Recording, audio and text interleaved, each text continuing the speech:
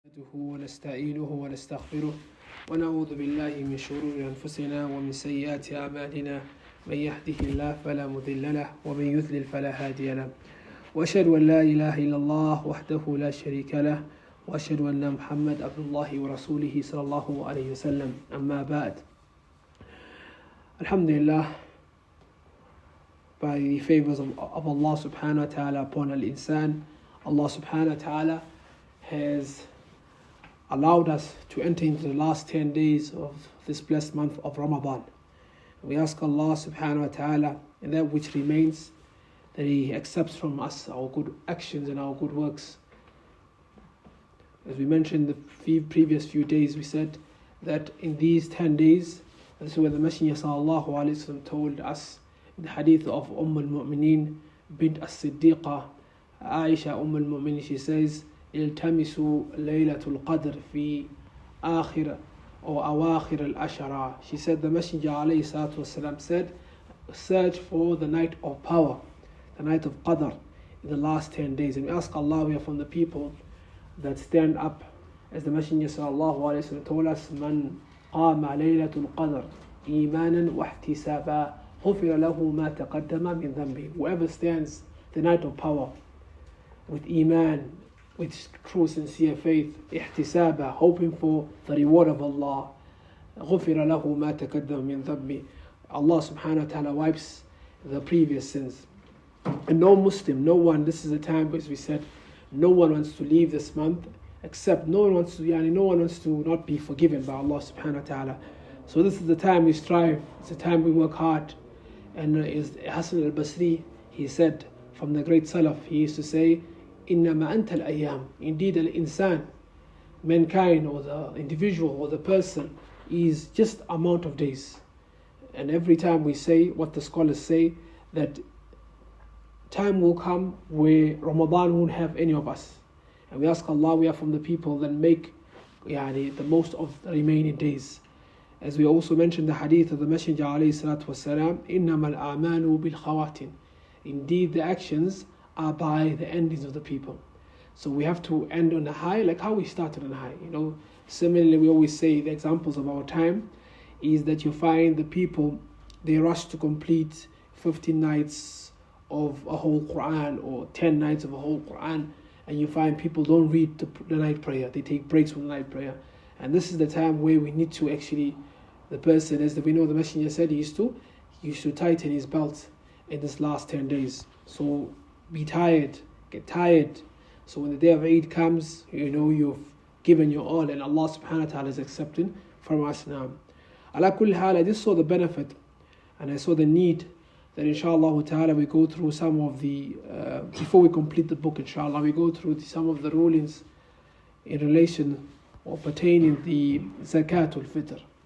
Zakaatul Fitr.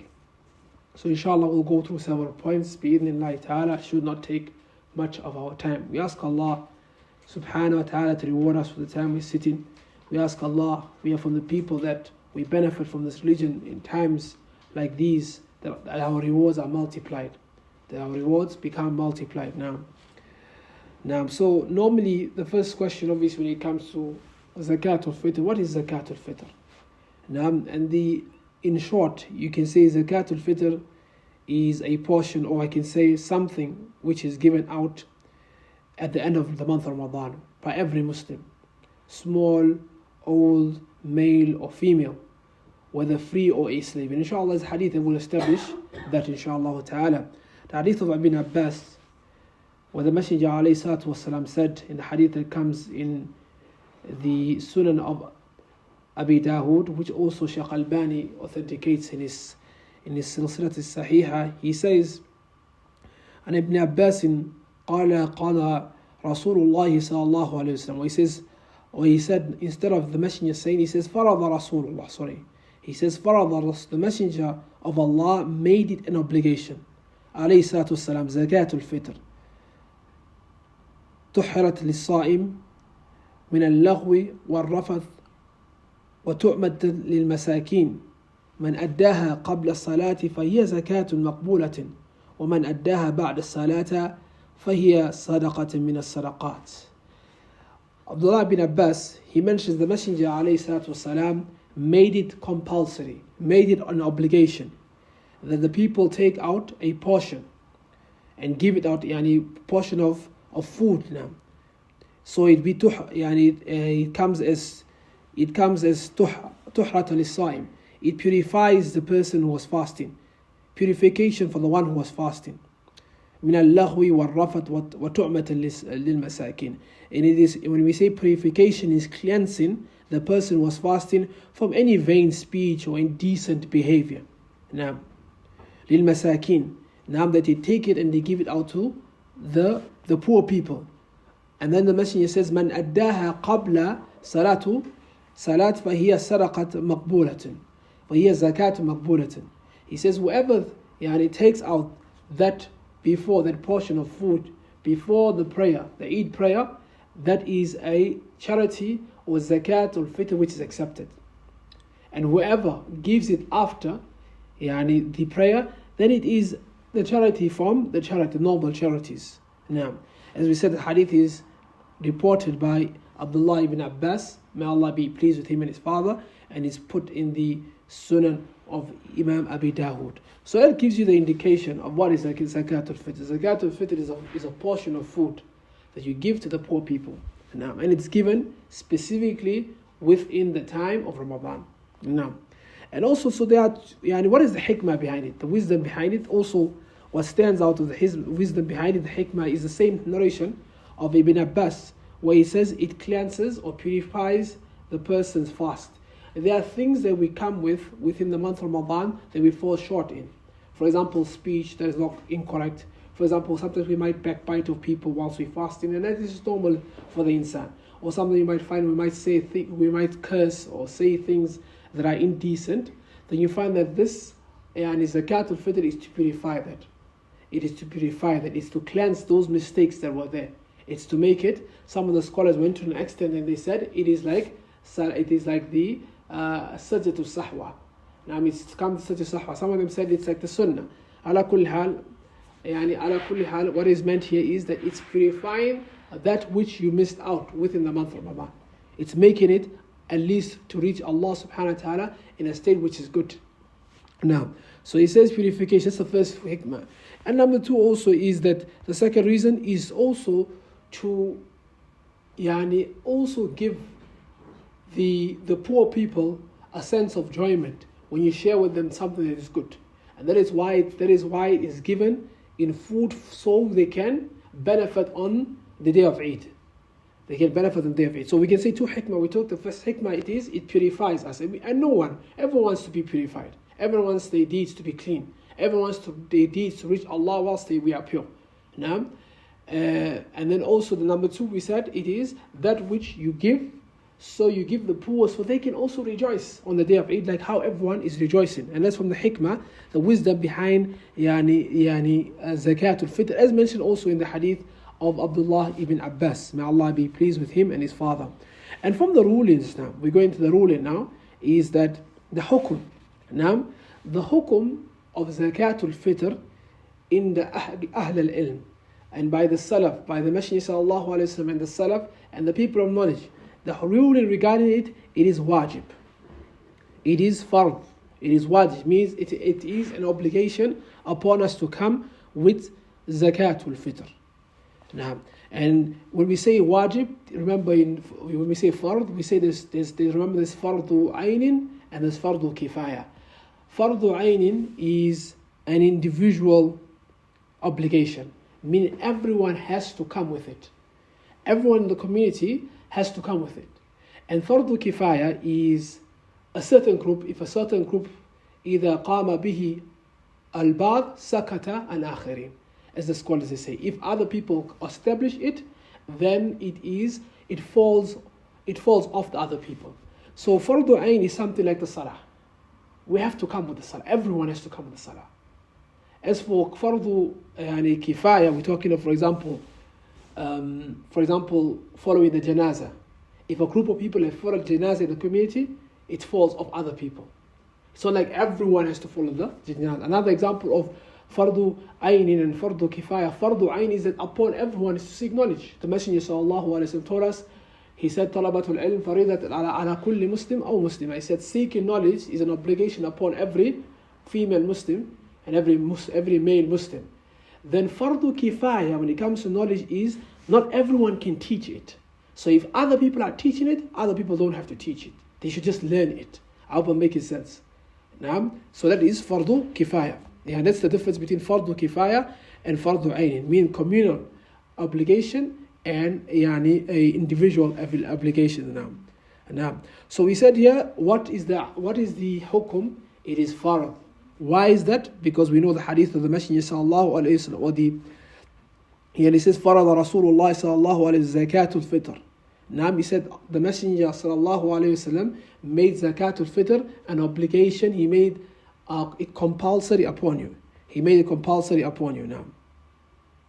He says, sa'an min tamrin, as the Messenger, he says, sa'an min tamrin or sa'an min sha'irin ala al-abdi wal-hur wal-dhakr wal-untha wal-saghir wal-kabir min al-muslimin. In this narration it says here that when Abdullah ibn Umar, he says that it is that the Messenger sallallahu alayhi wa sallam made Zakaatul Fitr a sa'a of dates. We'll explain what is a sa'a, or a sa'a of barley, or a sa'a of barley for a person who is free, a person who is a slave, a male or a female, the young or the old Muslim. And the Messenger said he ordered it to be given before the people leave for the prayer. This hadith that comes in Sahih Muslim and comes in Sahih of Imam al-Bukhari. And this is something, if you go to many other countries, even the poor countries of the world, like the African countries, they don't miss out giving out Zakaatul Fitr. They stand by this obligation. The only scholars who viewed it as not an obligation upon everyone was the people who broke out from the Ahnaf, Abu Hanifa and them. They said it's not really an obligation, and disputed. There's a disputation upon that now. But the Messenger, as we said, had we returned back to the hadith of Abdullah ibn Umar, he said it is a must for everyone to take out and give to the poor people. Now, even if you are not fasting. So if you look at the statement of Abdullah ibn Umar, he says, sa'a min tamar. He says, a sa'a is basically like a bowl or a vessel that is, I would say, approximately 3 kilograms. 3 kilograms. Now, there are views that say it is 2.25 kilograms. But what seemed to be strong from them is scholars like Shaykh Abu Hassanah ibn Baz. He said it is 3 kilograms. That you take out 3 kilograms and you give to the poor before the day or on the day of Eid, before the Salah to prayer. Now, so he says sa'a, I mean a sa'a of dates, or a sa'a of barley, rice, or hakada, wheat. Now, that's what he said. So we said here is that a person takes out 3 kilograms of food, he gives it to the poor people before the prayer of Eid. Food. Now, as we know that this is something that was established by the Messenger sallallahu alaihi wasallam, and we also established that Zakaatul Fitr is an obligation upon everyone. Now when we say everyone, kullul muslimin, it means rich and poor. Now obviously, because now people will be surprised. What do the scholars mean when they say rich and poor? Now, so Zakaatul Fitr is given to people who do not have qutu yawmin. Qutu yawmin means people who don't have food for the day. So it means that the rich gives out. The poor also gives out. As long as you got food for the day, it's an obligation for you to give out the Zakaatul Fitr. As long as you have food for the day, qutu yawmin, it's upon you, you have to give it out. You have to give out 3 kilograms of food for the day. Now, so anyone who has edibles for 24 hours, he is a fakir. Fakir means a person who is poor. But it's not a miskin. So there's a fakir who is poor. And there's a ghani who is rich. And there's a miskin who is poor. The miskin and the fakir. Now the difference between a fakir and a miskin, there's Arabic terminologies. A miskin is a person who does not have food for the day. He does not know what he's going to eat at supper or lunch or hakada. But you who, for example, has maybe you're on the payroll month to month, wahakada, you are surviving, wahakada, you fall under maybe the poor category, wahakada, but still you still have to give other Zakaatul Fitr. This is what the Messenger sallallahu alaihi wasallam established from the narration of Abdullah ibn Umar. Now, and then who gives out? Who takes responsibility of giving out? Because remember the statement of the Messenger, he says, it's upon everyone, the free, the young, the old, the female and the male. So who takes responsibility in giving out the Zakaatul Fitr? The one who's responsible over the individual. So if the master is, and he has slaves, he takes responsibility and he has to give out food on their behalf. The father gives food on behalf of the children, or the guardian, let's say that. The guardian takes responsibility and gives off. He has 5 people under his name, he gives five portions of Zakaatul Fitr, which is 3 kg, 3 kg, 3 kg to the poor people. That's what he does. He takes responsibility. Scholars disputed on the issue if the wife has the ability of giving out. She can give up, for example, her purse is huge, she has money. Scholars disputed that issue. Can she give out Zakaatul Fitr? But what seemed to be apparent, what seemed to be safe, is still falls to the husband.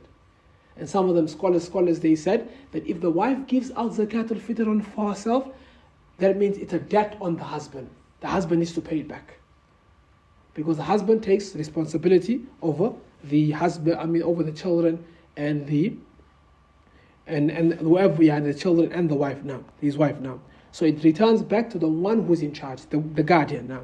And this is what seemed to be apparent as the scholars of Sunnah says, وَهَذَا هُوَ الْحَقُّ هَذَا هَكَذَا قَالَ أَهْلُ الْعِلْمِ. And this is what is known to be established, and this is what the people of knowledge have said now regarding this affair. Now, so the one who is providing, the father, the master, they give out.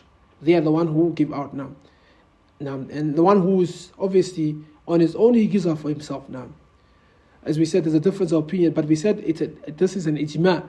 This is transmitted agreement by the scholars of Sunnah that the husband takes responsibility above all now. So it's upon everyone. So another dispute came for the child who is yet to be born. The child who is in the janeen, for example, in the home of the mother, maybe she's 6 months, 5 months pregnant with child. Should the people give out Zakaatul Fitr for that particular child? And what seemed to be apparent is that there's no Zakaatul Fitr for that person, for the child who's not born.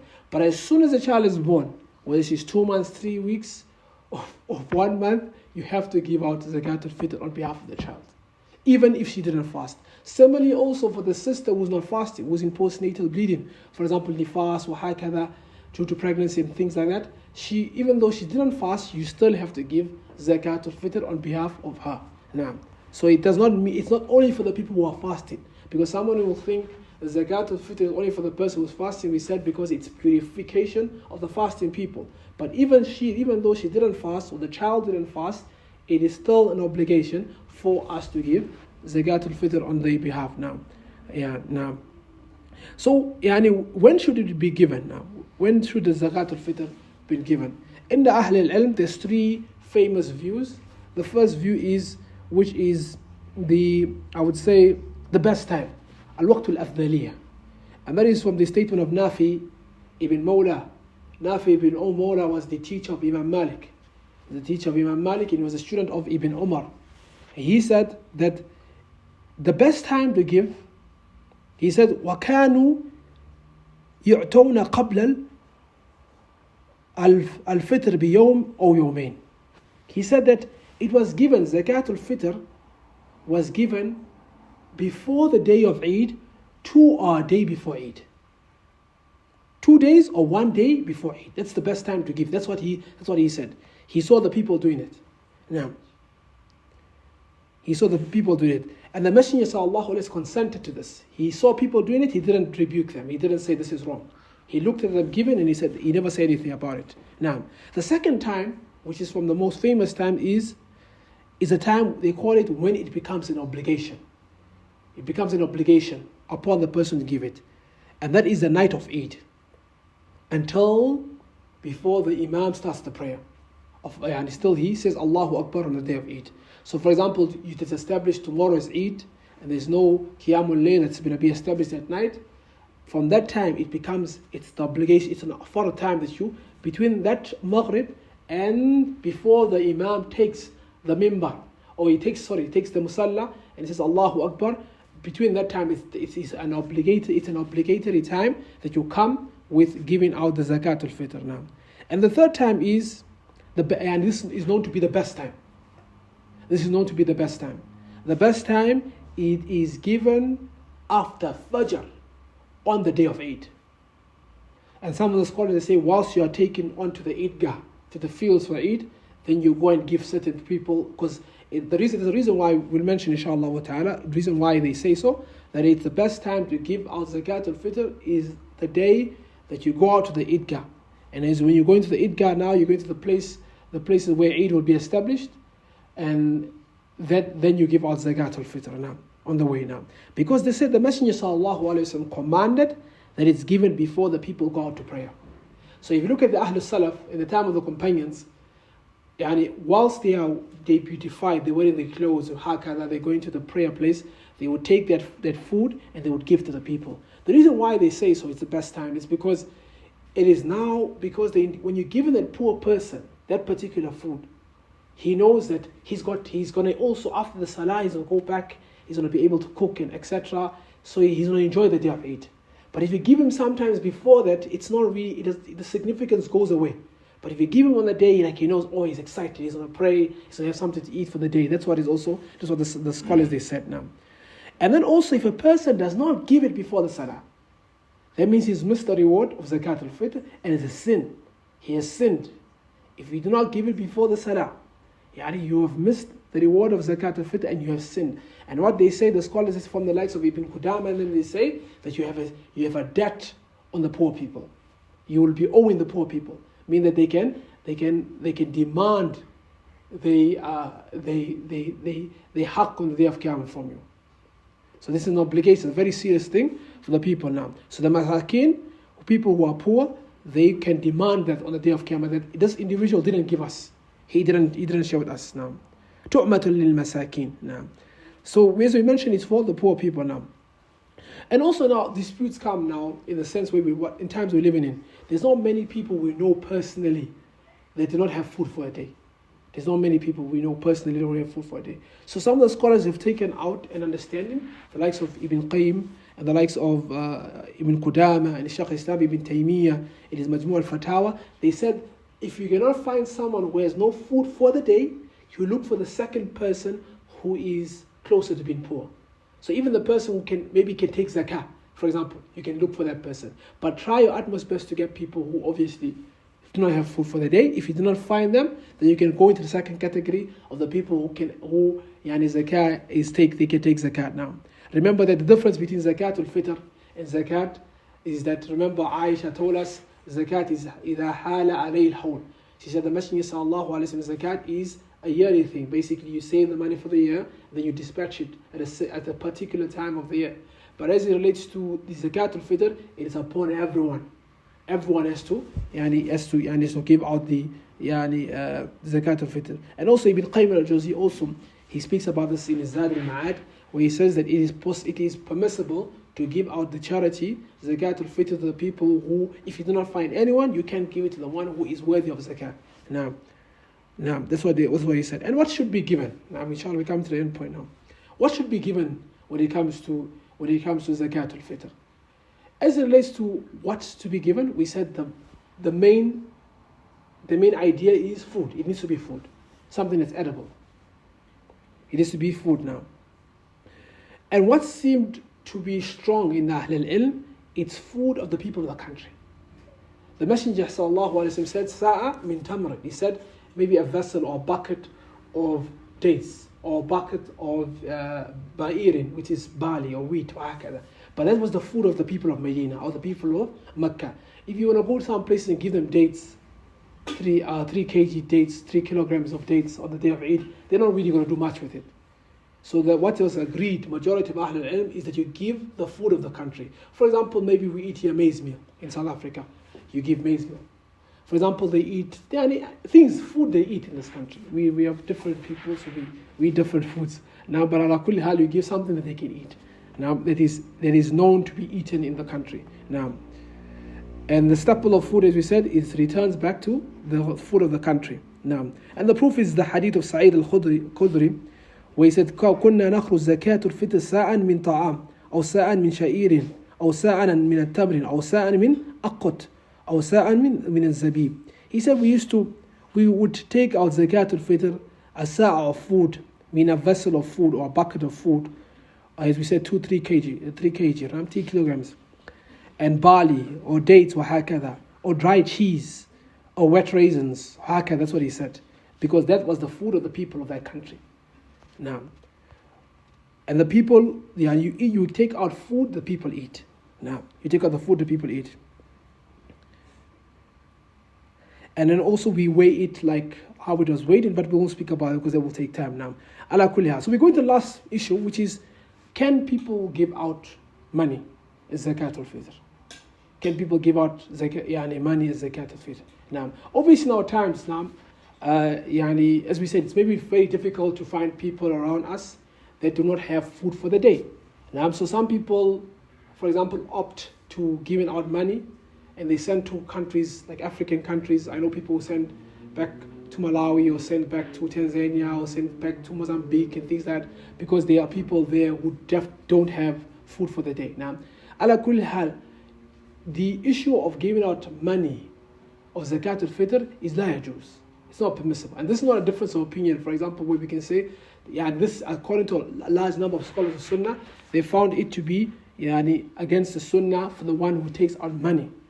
For the, and none of them said, from the scholars, they say Imam Malik, and then they said Imam Ahmad said, he said money did exist in the time of the Messenger sallallahu alaihi wasallam, but still they gave out food. They still gave out food. And also from, and also it existed in the time of the Salaf after the Messenger, and they still gave out food. All this evidence of Ibn Umar, Sayyid al-Khudri, Abdullah bin Abbas, all of them, they do indicate that the Salaf, they had money, they would purchase this food, and they would give staples of food. And this is what it is. And from them, if you look at even Imam al-Shafi, Imam al-Nawawi brings in his Mughni, he says, he indicated Imam al-Shafi was of the opinion that no money should be given. Also in the Ibn Qudama, in his al-Mughni, in his Mughni, he used to say that Imam Ahmad also was the opinion you have to give out food.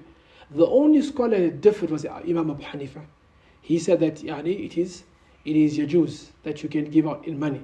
And that's why you find people still do that till today. But remember, the hadith is evident to us, it's clear to us that the Messenger sallallahu alaihi wasallam used to give in food. Remember that, what is it? They say, كل قول يؤخذ من قولي ويرد إلا صاحب هذا القبر. Imam Malik used to say, everyone's statement is taken and everyone's statement is rejected except the one in this qabr. He pointed at the grave of the Messenger sallallahu alaihi wasallam. So giving out in money. So now obviously dispute comes in the issue where, can you give out food? Can you give out in money if it will be sent to certain people? Some scholars have said in our times it is fine to do that. It is fine to do that, to give people money, trustworthy people like your brother or your sister who's in another country, and then they will oversee that they will buy food of 3 kg and they will give people. That is permissible. People have said that. But I said, do not make it a custom, make it a norm, because you might fall into this opinion, which is against the Sunnah of the Messenger sallallahu alaihi wasallam. So what is known is that giving out Zakatul Fitr is to be given by way of food. And it's to be given by and the reason also is, it's to exercise also, it's for the people. The reason why it's for you to give it yourself, it's for you to exercise and see how people are better out there. For you to go out and look on the day of Eid, and it's a day that you used to say, when you buy it out of pride and you give it out of pride, you're like, I want this family to have a good Eid, like how I'm having a good Eid. So I'm taking little and I'm gets the whole idea. Then you find other people like, they just last minute they call you like, go can I give Zakatul Fitr, things like that. So you need to, sometimes you need to go out and search, and that is khair, that is good. That's the whole idea of the issue of Zakatul Fitr. Ala kulli hal, inshallah ta'ala, I'll stop here bi'idhnillahi ta'ala. Nawasil inshallah tomorrow bi'idhnillah. We'll continue bi'idhnillah tomorrow. Subhanakallah. Humma wa bihamdika ashhadu an la ilaha illa anta astaghfiruka wa atubu ilayk.